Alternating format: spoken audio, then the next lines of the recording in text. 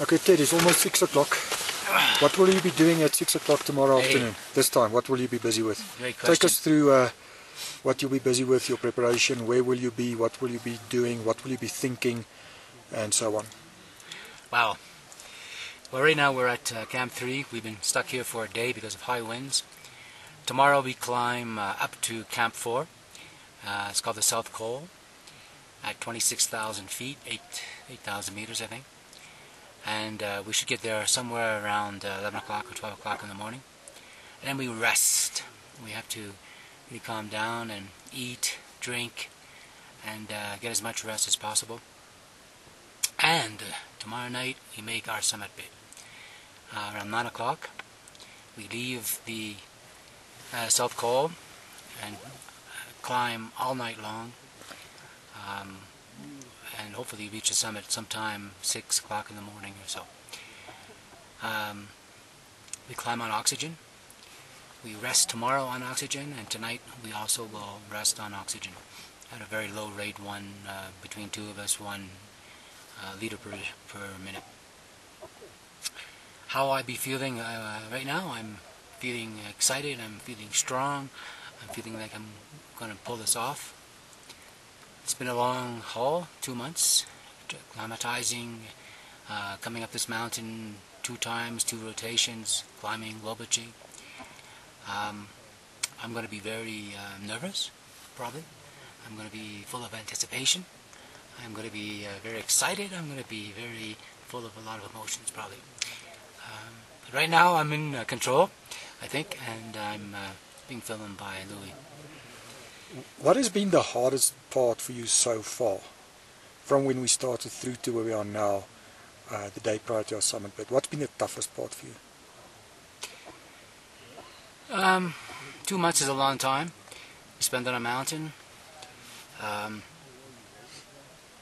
It's physically tough. It's mentally tough. It's emotionally tough being away for that long as well. Physically, yesterday was demanding. We had such high winds, 60, 70 miles an hour coming up the Lhotse Face. Lhotse Face is 2,000 feet or more of very tough climbing.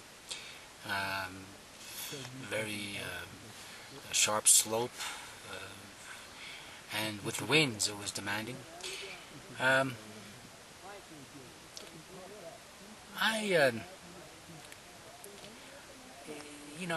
guess the long-term aspect of it. What do you think does it take to succeed on Everest? It takes a lot of drive. You have to know why you're here. If you just come here, we saw it ourselves. Guys came here and they went home. They just, for a few weeks, 3 weeks or whatever, they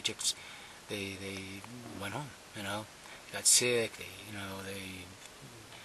missed their family. They saw the aspects of danger and realized that we found people dead in the ice. That's affected them. It affects everybody, but that's a big factor, I think, for a lot of people. They realize that it's serious business.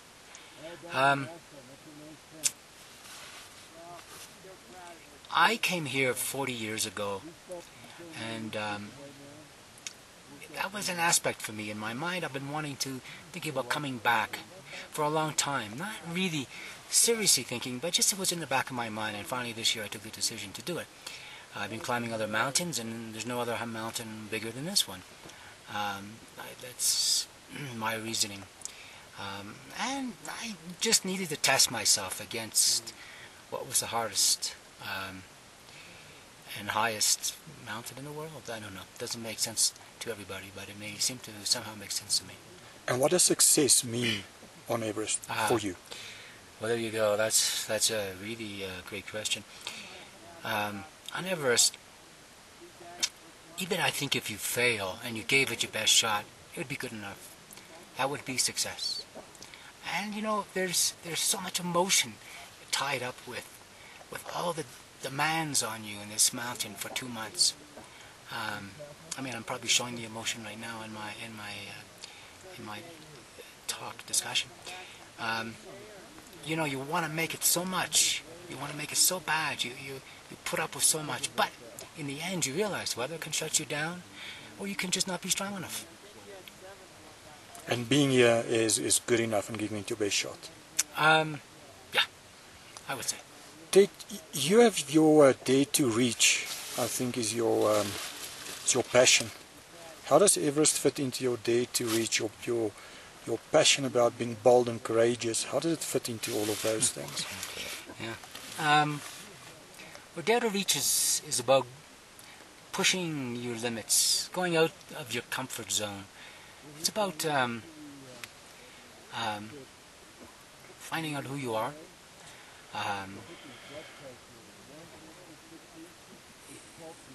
You know, it's about. And who are you? Who are you? If I ask you the question, who are you? I'm 63 years old, and I'm not too old to go out there and dare to reach, to go out of my comfort zone. I mean, a lot of people. I look around me in day-to-day life, and a lot of people, feel at 40 they're too old, or they got to back off, or 50-ish, 60s. When it doesn't, you don't have to. You can keep pushing your limits, not in a stupid way, not in a dangerous way necessarily. I mean, there's danger in life, everyday life. Of course, on Everest there's danger. I recognize that, but you mitigate the danger. But the point is how can you live life if you're not challenging yourself? If you don't have goals, you don't have dreams, you don't have a spark going on somewhere in you at all times. Even when you're 90, for God's sakes, there's people out there doing things. Maybe not climbing Everest, but they're doing exciting things, even in their later part of their life. Just Dare to Reach is about pushing your own personal limits and striving for your own dreams. You spoke about your dreams quite often. What are your dreams still for what you want to do with your life? Even at 63 years of age. I have a lot of things still I want to do. I'd love to be able to go and ski to both poles if I can physically do it, and of course financially find a sponsor. For instance, there's goals always in my life, even achieving new things on my computer and getting higher jumps on my bike, and I don't know, all kinds of things, personal goals in my personal family, and goals to achieve not just physical things, but intellectual things as well. Ted, last question. Come back to Everest.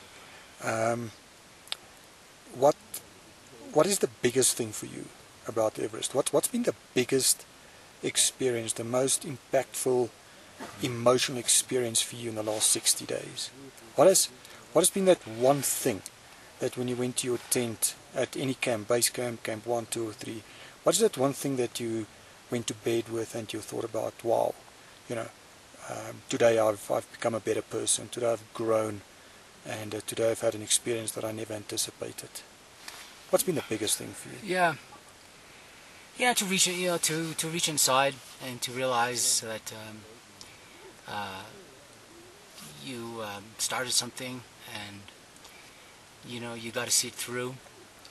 I mean, you get there's a lot of days where there's a lot of hard physically climbing days. There's a lot of emotional days, where you're missing your life, but